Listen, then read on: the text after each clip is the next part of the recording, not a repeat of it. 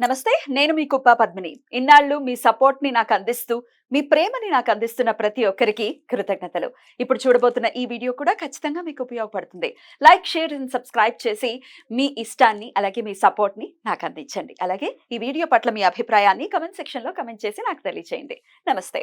నమస్తే. Welcome to our channel. నేను కుప్ప పద్మిని. ప్రస్తుతంతో పాటు ప్రముఖ ఆధ్యాత్మికవేత్త, ప్రముఖ న్యూమరాలజిస్ట్ లక్ష్మీ నరసింహస్వామి ఉపాసకురాలు శ్రీమతి స్రవంతి గారు మనతో పాటు ఉన్నారు. మాట్లాడదాం. నమస్తే అక్క. అక్క, శత్రువులు అందరికీ సర్వసాధారణమే, వాళ్ళు ఎవరైనా కానివ్వండి. ఆధ్యాత్మిక యాంగిల్లో ఉన్నాము, లేకపోతే ఆధ్యాత్మిక విషయాలు ఏవో మనకు తెలిసిన 4 చెప్తున్నాము అని అంటే మనకి మించిన శత్రువులు ఇంకెక్కడా ఉండరు. అవునా? అనుభవపూర్వకంగా వచ్చేటటువంటి మాటలు ఇవి. అదే కదా. సో చాలా చాలా అంటే అదేమి పూల మార్గం కాదు. ఆధ్యాత్మికంగా ఎదగటం అంటే అదేం పూల మార్గం, ముళ్ళ బాట. ఖచ్చితంగా ఎన్నెన్ని ముళ్ళు ఎదుర్కోవాలి, ఎంతెంత అది ఇప్పుడు ఇట్లా యూట్యూబ్ లోకి వచ్చి చెప్పటం అవ్వచ్చు, లేకపోతే మనకు మనం సాధన చేసుకునే విషయంలో కూడా మన అంతర్గత శత్రువులు మనల్ని ముందుకు వెళ్ళనివ్వవు. అది కలి యొక్క ప్రభావం ఖచ్చితంగా కదా. ఇది మనకైతే ఇక మామూలుగా ఇంకా రకరకాల శత్రువులు అనే వాళ్ళు ఉంటూనే ఉంటారు కదా. అది భూమి వల్ల వచ్చేటటువంటి శత్రుత్వం అవ్వచ్చు, లేకపోతే ఇంకోటి జలసితో వచ్చేటటువంటి శత్రుత్వం అవ్వచ్చు. వీటన్నిటిని మనం భరించి, లేకపోతే భరించటం కాదు, వాటన్నిటి నుంచి బయటపడటం కోసం ఎలా ఏం చెయ్యాలి అసలు? ఒక్కటి మాత్రం చెప్పదలుచుకున్నాను.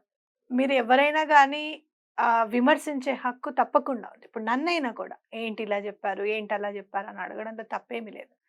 కానీ నేను స్విచ్ వర్డ్స్ చెప్పడం వల్ల, లేకపోతే బిర్యానీ ఆకు రెమెడీ చెప్పడం వల్ల సనాతన ధర్మం పాడైపోతుంది, దానివల్ల మనుషులు మారిపోతున్నారు పరమతంలోకి అనడం మాత్రం చాలా పొరపాటు.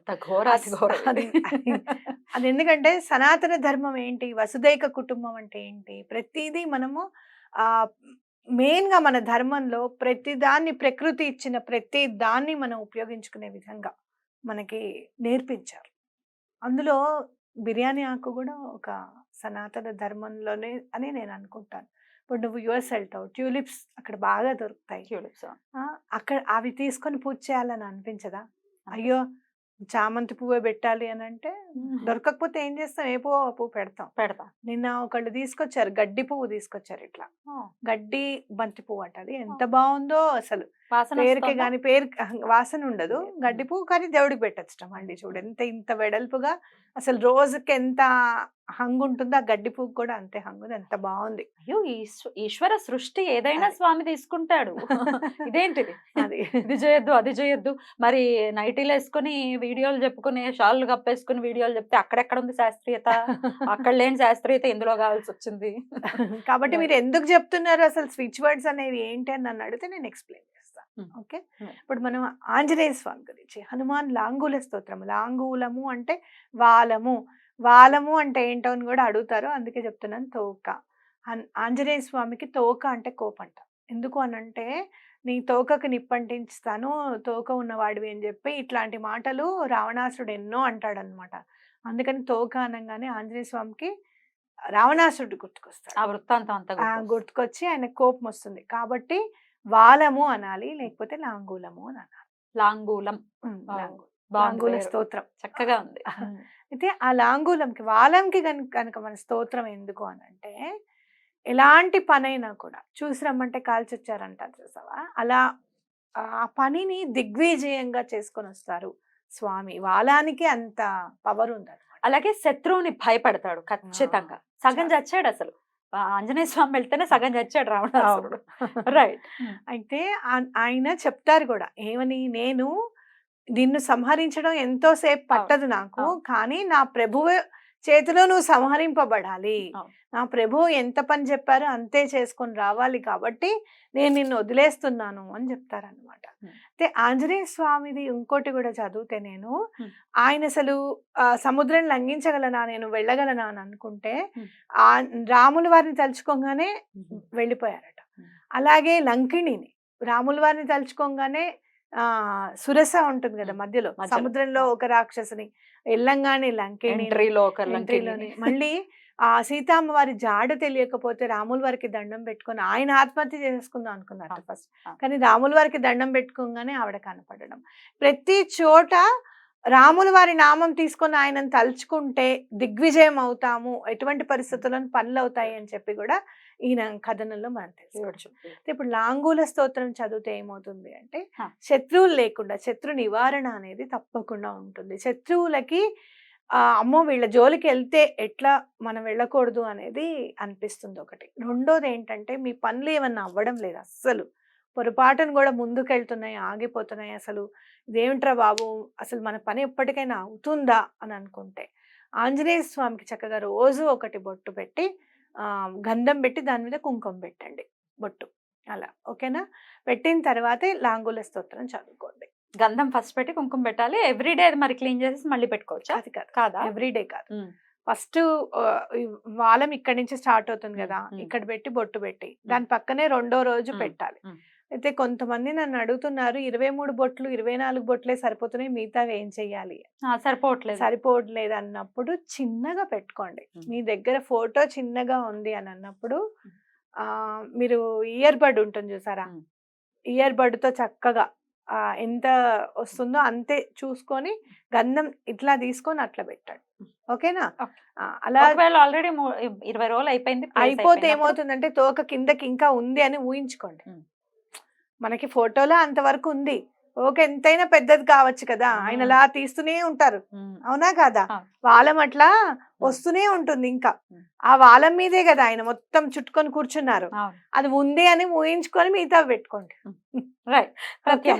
అది మన భావమే అన్నమాట అక్కడ. అయ్యో లేదు కదా అంటే అవి తుడిపేయకూడదు, మొత్తం 43 days అవ్వకుండా ఏమో పూలు బొట్లు తుడిపేయకూడదు కదా, అలా ఊహించుకోండి. ఇది ఏ పనన్నా అవ్వడానికి లాంగుల స్తోత్రం చాలా రామబాణం లాంటిది, చాలా పవర్ఫుల్ కదా. పవర్ఫుల్. ఆల్రెడీ ఎవరో చెప్పేశారు, మళ్ళీ మీరు చెప్తున్నారు అనే దానికి ఒకసారి ఆన్సర్ చేయండి. ఆల్రెడీ ఎవరైనా చెప్పేస్తే లాంగుల సూత్రం ఎవరు చెప్పారని అయితే నేనైతే నాకు తెలీదు. లాంగుల సూత్రం కాదు, వాలం పూజ. వాలం పూజ, వాలం పూజ చెప్పేశారంటే సరే, మా ఇంట్లో వాళ్ళ ఇంట్లో అన్నం వండుకుంటున్నారు, మా ఇంట్లోనే అన్నమే వండుకుంటాం, మీ ఇంట్లో ఏమన్నా స్పెషల్ గా వండుకుంటే చెప్పండి. అదే వండుకుంటాం. అసలు ఇలాగా మళ్ళీ కొర్రలు మిల్లెట్స్ తింటున్నాం అనకండి. Food is food anyways. ఇలా అనే వాళ్ళకి ఒక చిన్న లాజిక్, ఇవన్నీ ఈ మంత్రశాస్త్రాన్ని అందించిన ఎవరైతే ఋషులు ఉన్నారో, లేకపోతే ఈ శాస్త్రాలను అందించిన వేదవ్యాసులు ఎవరైతే ఉన్నారో, మరి వాళ్ళు వచ్చి కూడా అడగాలి కదా, రే బాబు నేను రా చెప్పింది, మరి మీరెందుకు రా చెప్తున్నారు అని ముందు వాళ్ళని ఫస్ట్ చెప్పిన వాళ్ళని అడగాలి కదా. వీళ్ళని కాపీ కొట్టారు, ఏంటి కాపీ కొట్టడం ఏంటి, 10 మందికి ప్రచారం చేస్తున్నాం, రామ కథ అందరికీ తెలుసు, ఆల్రెడీ వాల్మీకి చెప్పేశారు కదా, మళ్ళీ మీరెందుకు చెప్తున్నారు అనకూడదు, ఇది ప్రచారం చేయటం. అరే ఇది ఉందిరా నాయన చేసుకో. ఇంకొక ఆన్సర్ కూడా ఉంది నా దగ్గర, చెప్పండి అక్క, ఇంకొంచెం స్మూత్. ఇప్పుడు నేను కొత్తగా ఒక యూట్యూబ్ ఛానల్ స్టార్ట్ చేశాను, ఆధ్యాత్మికంగా నాకు చేయాలనిపించింది. మా ఇంట్లో ఎవరు చూడరు, మా చుట్టాలు కూడా ఎవరు వేరే వాళ్ళది ఎవరు చూడరు.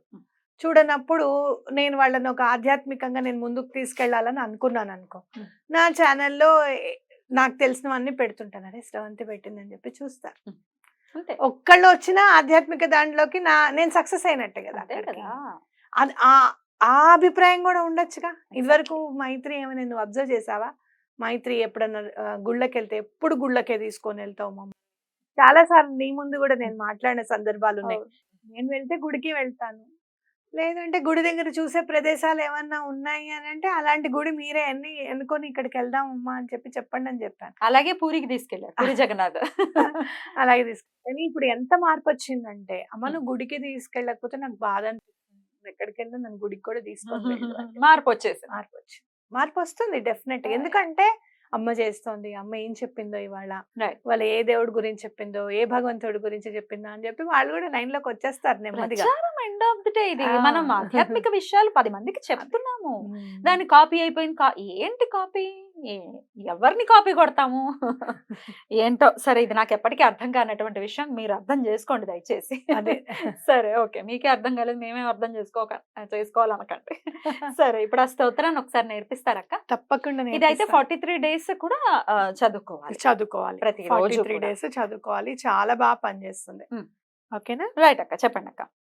శ్రీరామ రామ రామేతి రమే రామే మనోరమే సహస్రనామ తత్తుల్యం రామనామ వరాననే. శ్రీరామ రామ రామేతి రమే రామే మనోరమే సహస్రనామ తత్తుల్యం రామనామ వరాననే. శ్రీరామ రామ రామేతి రమే రామే మనోరమే సహస్రనామ తత్తుల్యం రామనామ వరాననే. రాముల వారిని మనం ధ్యానం చేయాలి. ఆంజనేయ స్వామిని మనం కనుక చదువుతాం. ఓకే, చదువుతాం. హనుమన్ అంజనీ సూను మహాబల పరాక్రమ లోలాల్లాంగూల పాతేన మమ రాతీన్ని పాతయ మర్కటాధిప మార్తాండ మండలాగ్రసకారక లోలాల్లాంగూల పాతేన మమ రాతిన్ని పాతయ అక్షక్షపణ పింగాక్ష దితిజా సుక్షయంకర లోలాల్లాంగూల పాతేన మమ రాతీన్ని పాతయ రుద్రావతార సంసార దుఃఖభారపహారక లోలాల్లాంగూల పాతేన మమ రాతీన్ని పాతయ శ్రీరామచరణాంభోజ మధుపాయీత మానస లోలాల్లాంగూల పాతేన మమ రాతీన్ని పాతయ వాలి ప్రమత క్లాంత సుగ్రీవోన్మోచన ప్రభో లోలల్లాంగూల పాతేన మమ రాతీన్ని పాతయ సీతా విరహ వారాసి భగ్న సీతేశ తారక లోలాల్లాంగూల పాతేన మమ రాతీన్ని పాతయ రక్షో రాజ ప్రతాపాగ్ని దహ్యమాన జగద్వన లోలల్లాంగూల పాతేన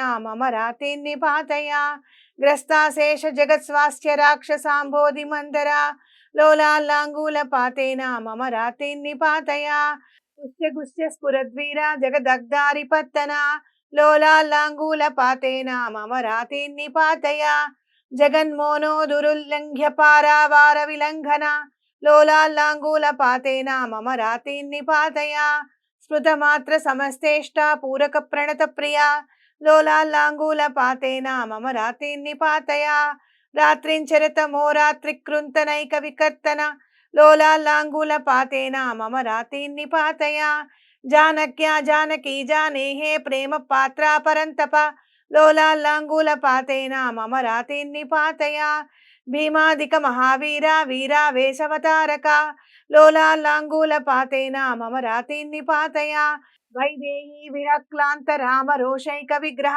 లోలాల్లాంగూల పాతేన మమ రాతీన్ని పాతయ వజ్రాంగన కదంశ్లేష వజ్రి వజ్రావగుట్టన లోలాల్లాంగూల పాతేన మమ రాతీన్ని పాతయ అఖర్వ గర్వ గంధర్వ పర్వతోప్తే ధనస్వర లోలాల్లాంగూల పాతేన మమ రాతీన్ని పాతయ లక్ష్మణ ప్రాణ సంత్రాణ త్రాత తీక్ష్ణకరాన్వయ లోలాల్లాంగూల పాతేన మమ రాతీన్ని పాతయ రామాది విప్రహోగార్త భరత్యాధ్యార్తినాశన లోలాల్లాంగూల పాతేన మమ రాతీన్ని పాతయ ద్రోణాచల సముక్షేప సముక్షిప్తారి వైభవ లోలాల్లాంగూల పాతేన మమ రాతీన్ని పాతయ సీతాశీర్వాద సంపన్న సమస్తావయవాక్షత లోలాల్లాంగూల పాతేన మమ రాతీన్ని పాతయ ఇత్యేవమశ్వత్థత లోపవిష్టః శత్రుం జయం నామ పఠేత్ స్వయం యః స శీఘ్రమేవాస్తః సమస్త శత్రుః ప్రమోదతే మారుతజ